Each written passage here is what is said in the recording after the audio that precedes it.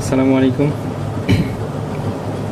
এটা হচ্ছে জিওমেট্রির দ্বিতীয় চ্যাপ্টার, যুগল সরলরেখা বা পেয়ার অফ স্ট্রেট লাইন।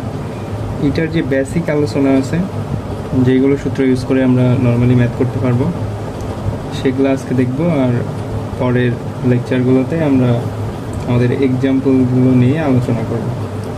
তো ফার্স্টেই যেই বিষয়টা নিয়ে কথা বলতে হয় সেটা হলো এক্স ও ওয়াই, এই দুইটা। এখন আমরা ছোটোবেলা থেকে দেখে আসতেছি, বা ফার্স্ট চ্যাপ্টারে আমরা যেটা দেখব সেটা ছিল এক্স অক্ষ, ওয়াই অক্ষ, ওয়াই প্রাইম। এইটা নিয়ে আমরা যখন কাজ করতেছিলাম তখন এখানে দুইটা জিনিস আমরা দেখছিলাম, যে এখানে ছিল থিটা পি এন। এইখান থেকে আমাদেরকে কাজ করা লাগছিল যে এক্সের ভ্যালু, এক্স সমান কী হয়, ওয়াই সমান কী, আর সমান কী, এবং এইটা থেকে থিটা, এই জিনিসটা নিয়ে আমরা কাজ করছি ওই চ্যাপ্টারে। এখন এই চ্যাপ্টারে এসে আমাদেরকে সরল রেখা নিয়ে কাজ করা লাগবে। সরল রেখা কত ধরনের হয়? একটা হতে পারে মূল বিন্দুগামী সরলরেখা। মূল বিন্দুগামী সরলরেখা আসলে যেটার মূল 0, 0 বিন্দুতে মূল বিন্দু দিয়ে যাবে। এখানে হইতে পারে 1,1 একটা বিন্দু, 2,2 একটা বিন্দু, এইগুলো নিয়ে কাজ করবে। এখন সরলরেখা শেষ হলে আসে হলো দ্বিঘাত সমীকরণ। দ্বিঘাত সমীকরণ কাকে বলে? যেই সকল সমীকরণের দুইটা ঘাত থাকে, নর্মাল কথা। এখন এই দ্বিঘাত সমীকরণে আমরা যখন ইন্টারমিডিয়েটে পড়ছি, তো ওখানে নর্মালি একটা সূত্র দেখছিলাম, সেটা কি ছিল? কণিকে একটা সূত্র ছিল যে a x square plus 2hxy plus 2by square plus 2gx plus 2fy plus c. এইটা আমাদের একটা সমীকরণ ছিল। এখন এই সমীকরণ দ্বারা এক জোড়া সরলরেখা প্রকাশ করবে। কি করবে? এক জোড়া সরলরেখা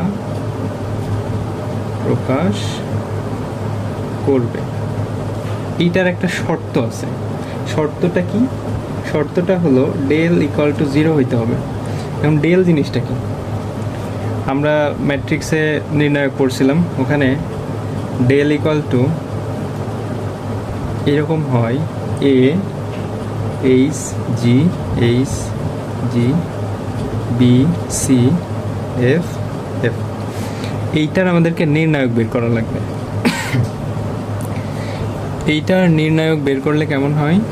যে এ বিসি মাইনাস এফ স্কোয়ার এইভাবে যাইতে থাকে, এইভাবে এইভাবে। এখানে সূত্রে মাইনাস আছে, তো এখানে আসে হলো এইচ, তাহলে এই ঘর কাটা গেল, H C minus GF plus এবার জি, এখানে আসে হলো এইচ এফ মাইনাস বিজি। এইটাকে আমরা যদি করি, সোজা করে সাজিয়ে লিখি, তাহলে এখান থেকে আসে হলো ABC minus 2fgh minus AF square minus BG square minus CH square. এইটা ডেল ইকুয়াল টু আমরা এটা বের করতে পারি। তো শর্ত ছিল কি? Del equal to 0। তাহলে এই সমীকরণটা সমান যদি 0 হয়, তাহলে আমাদেরকে প্রমাণ করবে কি যে ওইটা হলো একটি সরলরেখা। এখন যদি সরলরেখাদ্বয় অসমান্তরাল হয়, তবে ওদের ছেদ বিন্দুর স্থানাঙ্কটা কি হবে? ছেদ বিন্দুর স্থানাঙ্ক আমরা প্রথম চ্যাপ্টারে দেখছিলাম আলফা, বিটা এবং সি এর মান নির্ণয় করা, থিওরি নাম্বার 5-এ। থিওরি নাম্বার 5-এ। তো যদি কেউ ভিডিও না দেখেন, তাহলে 1 নাম্বার চ্যাপ্টারে যে লেকচারটা ছিল ওই ভিডিওটা দেখতে পারেন। ওইখানে আমরা আলফা সমান বের করছিলাম হলো যে F H minus BG divided by AB minus H square, এবং বিটা সমান আমরা বের করছিলাম হলো GH minus AF divided by AB minus H square. যেমন আলফা এবং বিটা। এটা কেন? যদি সরল রেখাদ্বয় অসমান্তরাল হয় তবে উহাদের ছেদবিন্দুর স্থানাঙ্ক হবে আলফা বিটা, এই দুইটা। এখন এই টাইপ দিয়ে যদি কোনো ম্যাথ আসে তাহলে এখানে নর্মালি একটা সমীকরণ দেওয়া থাকবে, ওইখানে আপনাদেরকে বলা হবে যে ধরেন এরকম একটা সমীকরণ আছে যে 2x² plus 4xy plus 2y² plus 6x plus 8y plus 10, এইটা। এখন এইখান থেকে আপনাদেরকে বের করে নেওয়া লাগবে যে এ এর ভ্যালুটা কত। এ মানে কত ছিল? 2, তাহলে এ সমান কত? 2। এখানে এইচ মানে কত? এইচ মানে 2, 2 দিয়ে ভাগ দিয়ে দিবেন সূত্র থেকে। এখানে বি মানে কত? বি মানে হলো 2। এখানে এইচ মানে আমরা পাইলাম 2। এখানে এফ মানে কত আমাদেরকে বের করে নিতে হবে, সরি জি মানে কত? 2 দিয়ে ভাগ দেন তাহলে কত হয়? 3। এইখানে এফ মানে কত পাচ্ছি আমরা? 4 পাচ্ছি। তাহলে এই যে এখানে A H G, H B F G F C, এইখানে আপনারা কি করেন, নর্মালি এই মানগুলো বসাই দেন, দিয়ে কি করবেন? নির্ণায়ক করবেন। নির্ণায়ক বের করবেন, বের করে যদি শূন্য আসে তাহলে বুঝতে পারবেন যে সমীকরণটি কী ছিল, এক জোড়া সরলরেখা প্রকাশ করা। আচ্ছা, এটা আমাদের ছিল 1 নম্বর সূত্র। এবার 2 নম্বর যেই সূত্রটা আছে সেটা হলো, তো আমরা যেটা বলতেছিলাম যে হলো ডেল ইকুয়াল টু 0 হলে, এখন এইটার উপপাদ্য 2, যেটা প্রমাণ করলে এমন হয় যে প্রথমত আমরা যে একটা সমীকরণ ধরে নিয়েছিলাম যে ax² plus 2hxy plus by² plus 2gx plus 2fy plus equal to 0, 1 নম্বর সমীকরণ। এই সমীকরণে 2টি সরলরেখা প্রকাশ করে, সমীকরণটা 2টি সরলরেখা প্রকাশ করে এবং ওই সরলরেখাদ্বয় পরস্পরকে আলফা বিটা বিন্দুতে কি করবে? বিন্দুতে ছেদ করে এবং অক্ষদ্বয়ের দিকে কোনো পরিবর্তন না ঘটিয়ে মূল বিন্দুকে আলফা এবং বিটা, এই যে আলফা এবং বিটা বিন্দুতে স্থানান্তরিত করলে নতুন অক্ষদ্বয় অনুসারে এই যে আমাদের 1 নম্বর সমীকরণ, এই 1 নম্বর সমীকরণ পরিবর্তিত আকার হবে, যেটা ওইটা আমাদেরকে দেখাইতে হবে। এখন এই আলফা বিটা দিয়ে আমি যে কথাটা বললাম যে আলফা এবং বিটা, এইটার ক্ষেত্রে আমরা হলো দেখছিলাম যে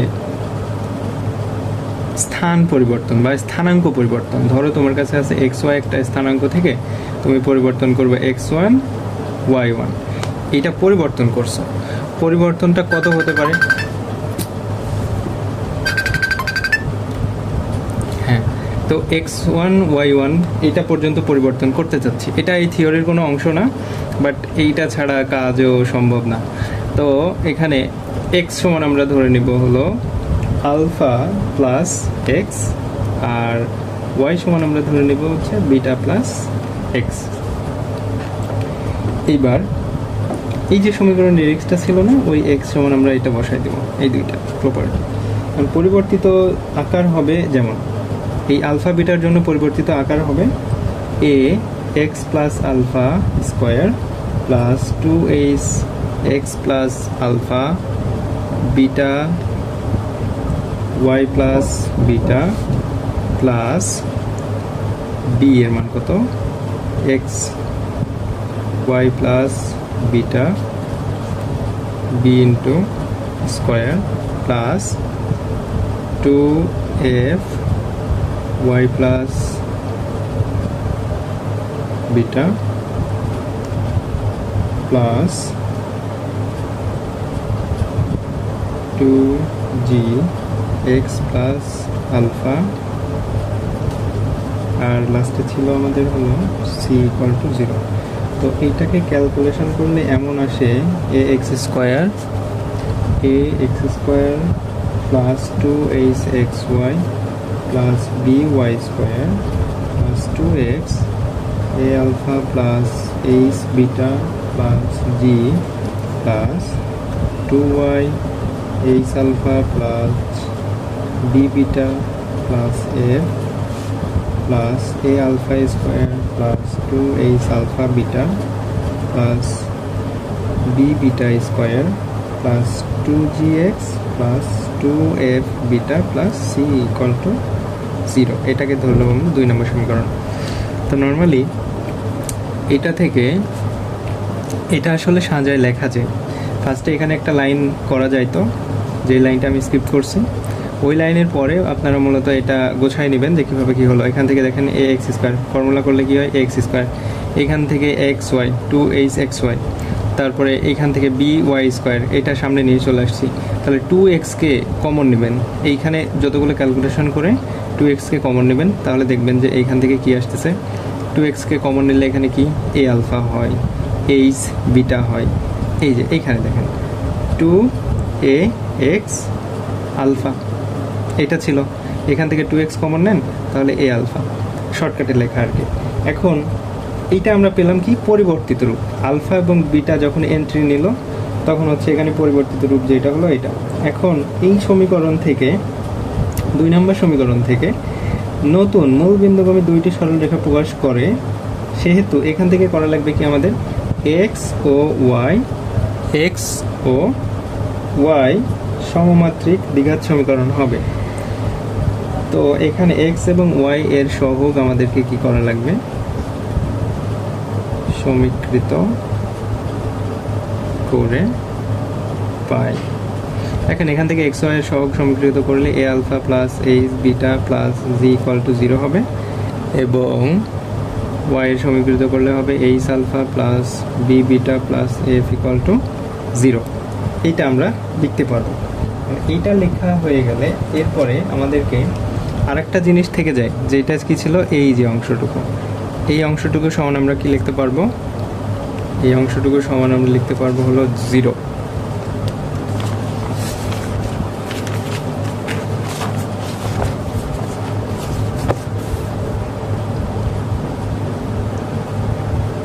এ alpha square plus 2h alpha beta plus B beta square plus 2g alpha plus 2f beta plus C equal to 0। এইটাকে একটু আমরা চেঞ্জ করলে কেমন হয়, এ যদি আপনারা কমন নেন তাহলে এখানে কি আসে, এ কমন নিলে এইখান থেকে আমাদেরকে আলফা কমন নিতে হবে। আলফা কমন নিলে এখানে কি থাকে, a alpha plus h beta plus G plus এখান থেকে আবার নিব বিটা কমন, বিটা কমন নিলে এখানে কি থাকে, H alpha plus B beta plus F plus G alpha plus F beta plus C equal to 0। এখানে আমরা দেখছিলাম এটা সমান 0, এটা সমান 0 বসাই দিলাম, তাহলে কি হলো, এখান থেকে আমরা লিখতে পারি g alpha plus F beta plus C equal to 0। এটা হলো আমরা দিলাম হলো 5 নম্বর সমীকরণ। এখন 3, 4 এবং 5 নম্বর সমীকরণ হতে আলফা ও বিটা অপসারণ করব। অপসারণ যদি করি তাহলে আমরা পাবো হলো A H G B C F equal to 0। এটা সমান কি পেলাম, এটাই মূলত আমাদের সাধারণ দ্বিঘাত সমীকরণ দ্বারা এক জোড়া সরলরেখা প্রকাশের শর্ত, ডেল ইকুয়াল টু 0। এখন আমাদেরকে নিচে আর দুইটা কথা লেখা লাগবে, সেটা হলো যে বাম পক্ষের রাশিটিকে ডেল দ্বারা সূচিত করা হয়, এই যে অংশটুকু ডেল দ্বারা সূচিত করা হয়, এবং ইহাকে সাধারণ দ্বিঘাত সমীকরণের নিশ্চয়ক বলে। সুতরাং এইটাকে বলা যায় যে দ্বিঘাত সমীকরণে ডেল ইকুয়াল টু 0 হলে সেখানে কি আছে, এক জোড়া সরলরেখা প্রকাশ করে। থ্যাংক ইউ, আসসালামু আলাইকুম।